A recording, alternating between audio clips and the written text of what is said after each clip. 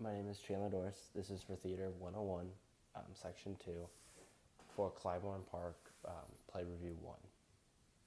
So the pre-play, for advertisement, the only really advertisement that I found or saw was on blackboards and on theater, like the 101 homepage. On the header, it just has all the plays for the semester, including like the spring dance. Buying tickets, the first time I bought tickets was for this play actually, or these plays, in the PSU, right next to Commerce Bank. Just simply went in, purchased the tickets, and when I did so, I had to like give them a little bit of information because it was the first time I had ever purchased tickets in the PSU before or anywhere on campus. Finding our seat was very easy. When we showed up right away, we gave him our ticket, he scanned it, and was like, all right, you're going to walk in here into the room to the left. Your seats are in the first row, so it's seat 3 and 4. It was right in front of the bench, just had a side angle of the stage. My first impression was like good because when you walked in, the house manager was there handing out playbills along with like a little book with like sponsors and a little bit of information on the theater program and stuff here at Missouri State. And no stage right away because it was already set up and lit up so you could see it. Had the boxes and the recliner looked really well. For the play itself, like I said, the set looked really well. Really good for like 1959 where it was first set in, all the way to the wallpaper, and then you could tell like they were moving because the boxes and it had stuff written on it.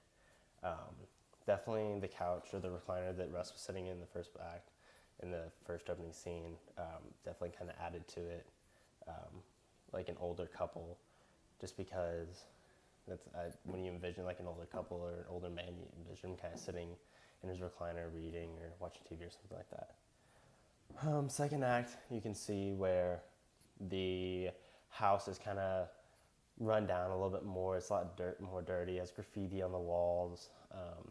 No longer a recliner, no longer the boxes. It is now just trash and just chairs sitting in the room. For the costumes, the 1959, then Act 1, it looked really good. All the way to how they're dressed, just the colors of like the tan suits, I feel like, and then the hats. They all were wearing hats. Just really reminded me of like the 1950s and going into the 1960s. Now in 2009, in the second act, you can see they're dressed more modernly, more modern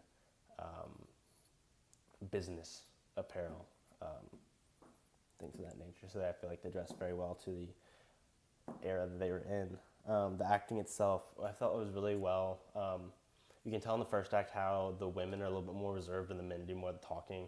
Only time that really the women talk is if like it's women to women, or if the woman's actually just kind of whispering, talking softly to her husband, and the husband kind of stands up and really says what needs to be said. Now in the second act, it's a lot more, women have a lot more say. They speak a lot more, talk more, things like that.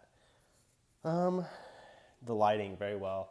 I thought that added a lot of effects, especially in the last scene when Dan, the handyman, is actually opening the trunk and reading the letter, and then the lights turn off and switch to Bev and Russ's son, who's writing the letter as Bev's walking down the stairs, seeing him writing the letter. For the post-play, overall response, Clybourne Park, fantastic play, I thought. It answered, you can see the